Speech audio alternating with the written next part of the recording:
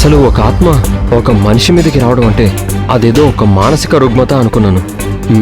అది నిజమే. మానసికంగా బలహీనంగా ఉన్నవాళ్ళు, సైకలాజికల్ డిజార్డర్స్ ఉన్నవాళ్ళు దెయ్యం పూనినట్టు, దైవం ఆవహించినట్లు ప్రవర్తిస్తూ ఉంటారు.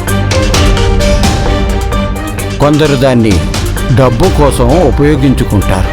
కానీ ఒకటి మాత్రం నిజం, పగలు రాత్రి, వెలుగు చీకటి, మంచి చెడు ఉన్నట్లే దైవశక్తి దుష్టశక్తి ఉంది అన్నది నిజం.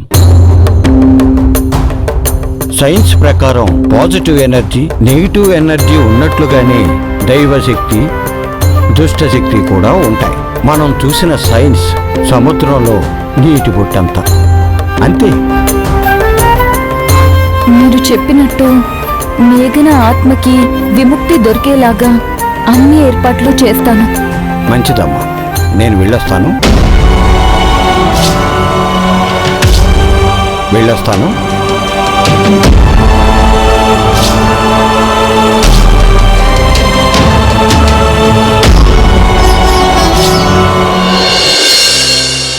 ఎంత పనిచేసే గుణ, నువ్వెందుకు శివగామిని చంపలేదు? నిజం చెప్పు. శివగామికి భైరవీదేవి కాపలా కాస్తుంది. మనం ఎన్నిసార్లు శివగామిని చంపాలని ప్రయత్నం చేసినా భైరవీదేవి శివగామిని రక్షిస్తుంది. మన ఈ పరిస్థితికి ఆ దేవినే కారణం. మన పాపాలు కడిగేసుకోవడానికి ఇది మనకి దేవి ఇచ్చిన ఆఖరి అవకాశం అనిపిస్తుంది.